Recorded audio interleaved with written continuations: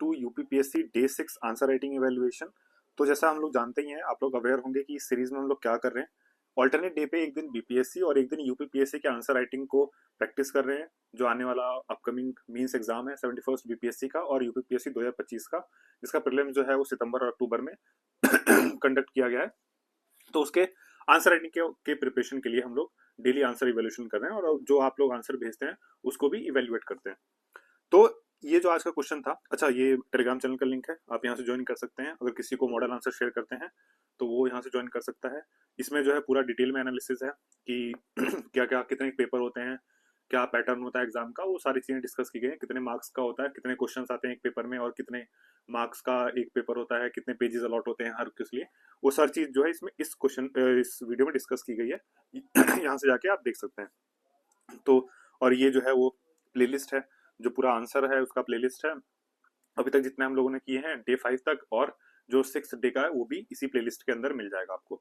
तो ये तो हर वीडियो में हम लोग देखते हैं, हर वीडियो के और हर मॉडल आंसर के स्टार्टिंग में ये होता ही है, तो आप लोग बहुत हद तक फेमिलियर हो गए होंगे अब इससे। चलिए शुरू करते हैं क्वेश्चन से सीधा। इसमें क्या करना है, डिस्कस करना था architectural features of the monuments of Agra. ठीक है, वैसे जनरली 8 नंबर में आता है, लेकिन ये हम लोग जनरली यूपीपीसीएस में है तो 12 नंबर का और बीपीएससी में है तो 38 नंबर का दे रहे हैं, ताकि आप जो लॉन्ग आंसर है उसको प्रैक्टिस करने की आदत हो जाए, तो शॉर्ट में आंसर जो है वो इजिली लिख लेंगे। जैसे फॉर एग्जाम्पल, जैसे मैंने बताया था कि 12 नंबर के लिए आपको 3 डायमेंशन टच करने हैं और 8 नंबर के लिए 2 डायमेंशन टच करने हैं, क्योंकि 2 पेजेस होते हैं और 12 नंबर के लिए 3 पेजेस होते हैं। तो इसमें तो सीधा सीधा 2 डायमेंशन दिख रहे हैं आपको कि मॉन्यूमेंट्स ऑफ आगरा एक तो बताना है, फिर उसके फीचर्स को डिस्कस करना है। ठीक है, आर्किटेक्चरल फीचर्स क्या है अगर थोड़ा बहुत नेगेटिव पॉइंट्स अगर आप ऐड कर पाए, क्योंकि डिस्कस का मतलब वही होता है कि 70% पॉजिटिव मतलब in the favour of the statement, और 25 to 30% अगर नेगेटिव में डाल पाए तो वो डाल सकते हैं। तो चलिए देख लेते हैं पहले इसका स्ट्रक्चर कैसा होना चाहिए था। इसका स्ट्रक्चर बहुत सिंपल बनेगा। एक तो इंट्रोडक्शन, ऑफ कोर्स इंट्रोडक्शन में आप क्योंकि मॉन्यूमेंट्स ऑफ आगरा की बात कर रहे हैं, तो आगरा में जो मॉन्यूमेंट्स है, ठीक है, पहले तो आगरा किसने स्टैब्लिश किया था, क्योंकि मॉन्यूमेंट्स ऑफ आगरा सुनते ही लोग सीधा मुगल पीरियड की तरफ भागते हैं, लेकिन आगरा स्टैब्लिश किसने किया था, ठीक है, सिकंदर लोधी। उसका प्रॉपर नाम डालें कि सिकंदर लोधी जो है वो स्टैब्लिश आगरा, ठीक है, ऐसे करके। देन मुगल ने जो है इसको अब बहुत लंबे समय तक अपनी राजधानी बना के रखा। उसमें बहुत सारे मेजर जो रूलर्स थे, जैसे अकबर के लिए बहुत समय तक राजधानी थी, फिर शाहजहां की बहुत समय तक राजधानी थी, तो उसमें बहुत सारे मॉन्यूमेंट्स ऐड करवाए। जैसे अकबर ने तो फतेहपुर सीकरी पूरा वहीं आगरा के पास बनवाया। देन आगरा का जो लाल किला है, ठीक है, वो अकबर के समय बना है। फिर उसके बाद जो शाहजहां है, शाहजहां के बारे में सब जानते हैं, आगरा का फेमस ताजमहल है, ठीक है। उसके अलावा जो सिकंदरा में टॉम्ब है अकबर का, ठीक है, इत्मादुद्दौला का टॉम्ब है, तो ये सारी चीजें जो है उसके अंदर में है। ठीक है, तो इंट्रोडक्शन में डिस्कस कर सकते थे एक तो ये सिकंदर लोधी के बारे में, और साथ में मुगल एम्पायर के बारे में कि मुगल एम्पायर ने कैसे उसको अपना कैपिटल बना के रखा। ठीक है, उसके बाद मॉन्यूमेंट्स ऑफ आगरा। अच्छा, ये करने के 2 तरीके थे, या तो आप monuments of Agra monuments of Agra को डिस्कस करें डायरेक्टली कि उसमें कौन कौन से हैं, 4-5 मॉन्यूमेंट्स, उसके बाद आप फीचर्स में आए अलग से।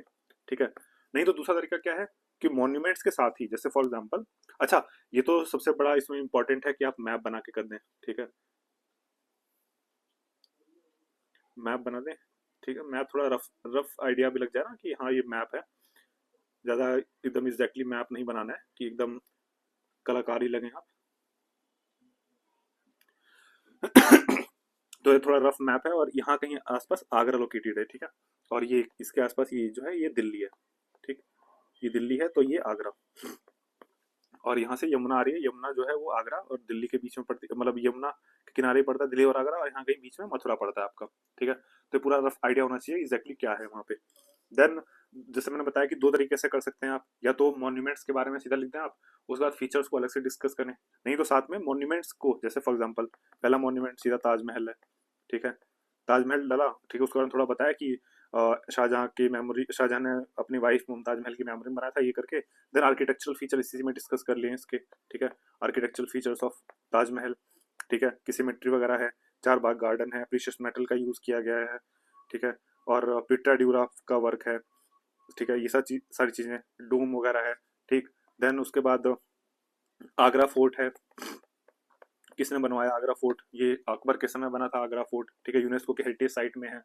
ये सारी चीजें मेंशन कर सकते हैं आप। देन उसी में उसी का आर्किटेक्चरल फीचर्स, मतलब कहने का मतलब ये है कि इन दो तरीकों से लिख सकते हैं आप, कि या तो पहले सीधा सीधा मॉन्यूमेंट्स के बारे में डिस्कस कर लें कि भाई ताजमहल है, ताजमहल किसने बनाया था, शाहजहां ने, किस लिए बनवाया था ये, और यूनेस्को यूनेस्को के हेरिटेज साइट में। फिर दूसरा आगरा फोर्ट का डिस्कस कर लिया, ऐसे करके सारे डिस्कस कर लिए एक साथ में। देन उसके बाद जो है आपका फीचर्स अलग से डिस्कस कर लिया। एक तरीका ये है। दूसरा तरीका क्या है कि मॉन्यूमेंट्स मॉन्यूमेंट्स का आप नाम लिख रहे हैं, उसके बारे में थोड़ा बता रहे हैं, और उसी का आर्किटेक्चरल फीचर उसी के साथ डिस्कस कर दे रहे हैं। तो ये दोनों तरीके से आप इसको अटेम्प्ट कर सकते थे जो है इजिली हो सकता था। देन जो मॉडर्न आंसर दिया है उसमें देखिए, मेजर मॉन्यूमेंट्स की बात की गई है, आगरा फोर्ट की बात की गई है, ठीक है। देन उसके बाद इत्मादुद्दौला के टॉम की बात की गई है, ताजमहल की बात की गई है, ठीक है, फतेहपुर सीकरी का है। देन आई थिंक इसमें सिकंदरा में जो वहीं पे अकबर आगरा में ही है, सिकंदरा में जो टॉम्ब है अकबर का, ठीक है, अकबर का टॉम्ब है वहीं सिकंदरा में है वो भी है। ये तो कुछ बड़े बड़े से जो है मॉन्यूमेंट्स हैं उनकी बात की गई है। कुछ छोटे छोटे मॉन्यूमेंट्स भी हैं जिनका इतना ज्यादा जिक्र नहीं आता, लेकिन अगर आप उनको और शामिल करेंगे ना तो ज्यादा अच्छा वैल्यू एडिशन देगा। अब मेरे को भी एग्जैक्टली ध्यान नहीं आ रहा कि छोटे छोटे कुछ मॉन्यूमेंट्स हैं, क्योंकि ये तो मुगल टाइम पीरियड के हैं बड़े बड़े मॉन्यूमेंट्स, लेकिन छोटे छोटे कुछ मॉन्यूमेंट्स भी हैं जिनका अगर आप मेंशन कर देंगे ना तो एक अच्छा इंप्रेशन देगा, ठीक है। तो पूरा सब कुछ डाल सकते हैं, जैसे पिट्रा ड्यूरा है, ठीक है, और ये मोटिव्स हैं, कैलीग्राफी है, जाली है, इनलेट जैमस्टोन वगैरह है, सिग्निफिकेंस वगैरह डाल दिया कि सिमेट्री, प्रोपोर्शन, एलिगेंस वगैरह के लिए है। लिटर मुगल और राजपूत आर्किटेक्चर के उस पर बेस्ड है, यूनेस्को के हेरिटेज साइट में है, कि यूपी में तो 3 यूनेस्को वर्ल्ड हेरिटेज साइट में, तीनों वहीं आसपास में, आगरा का फोर्ट है, देन आगरा का ताजमहल है, देन आपका फतेहपुर सीकरी है, वो सारी चीजें हैं। फतेहपुर सीकरी के अंदर बहुत सारी चीजें हैं, वो बता सकते हैं आप कि फतेहपुर सीकरी में, अच्छा आगरा के फोर्ट के अंदर सारी चीजें लिख सकते हैं हम, दीवाने आम है, ठीक है, दीवाने खास है, ठीक है, और मुसम्मन बुर्ज है, ये सब चीजें उसके अंदर में। फतेहपुर सीकरी के अंदर बहुत सारी चीजें हैं, बुलंद दरवाजा है, ठीक है ये यहाँ पे मेंशन होगा फतेहपुर सीकरी के अंदर, ठीक है। हाँ बुलंद दरवाजा ये मेंशन है, ठीक है। फिर जामा मस्जिद है, और उसके अलावा पंचमहल है, जोधाबाई का पैलेस है, जोधाबाई पैलेस है।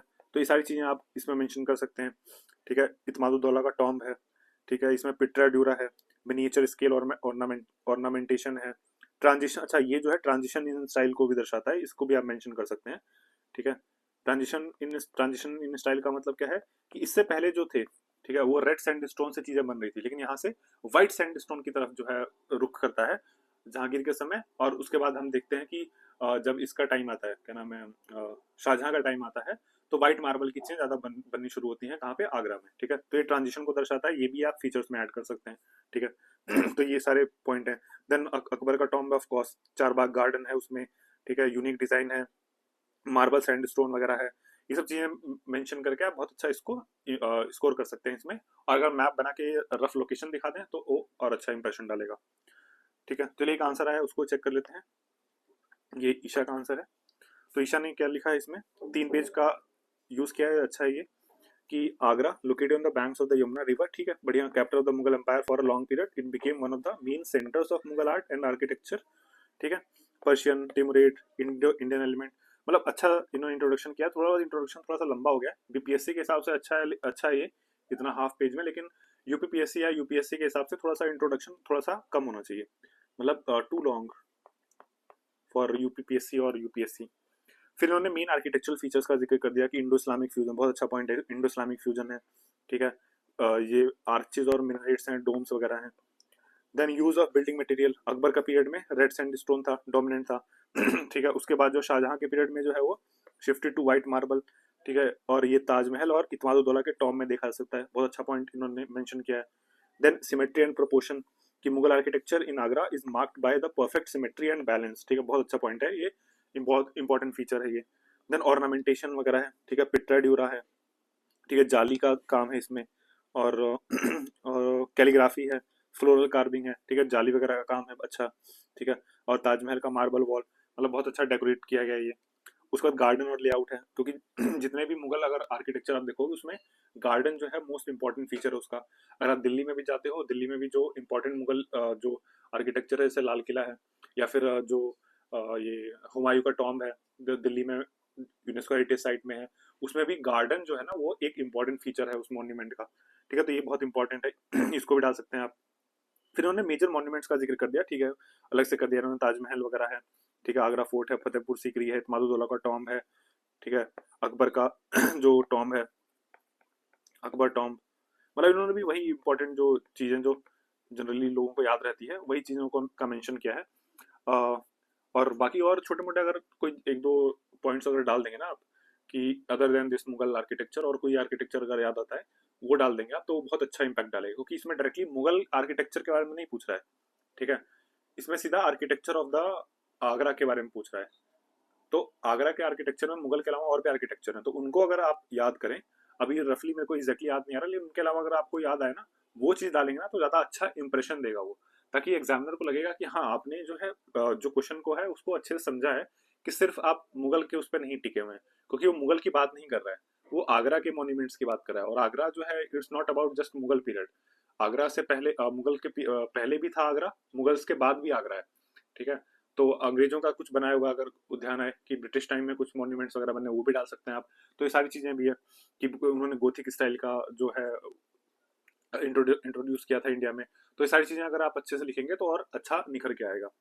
ठीक है, तो हालांकि इसमें जो है इन्होंने ठीक ठीक आंसर लिखा है, ये 12 में से बहुत इजीली आपको जो है 6 नंबर दिला देगा। ठीक है, 5 या 6 नंबर बहुत इजीली दिला देगा। ठीक है, बहरहाल ये सिर्फ एक ही आंसर आया था, और आप लोग आंसर लिखिए तो ही हम लोग चेक कर पाएंगे, और हमारा जो कंटेंट है वीडियो का वो बन पाएगा।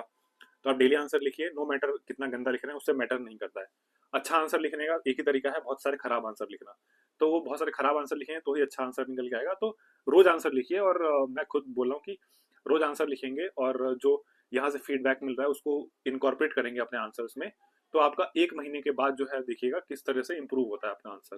ठीक है, तो चलिए ठीक है, मिलते हैं फिर नेक्स्ट वीडियो में और किसी और क्वेश्चन के साथ। तब तक आप जो चीज़ें मैं बता रहा हूँ उसको इनकॉर्पोरेट करिए अपने आंसर्स में, और जो आपका आंसर है वो धीरे धीरे और करके निखर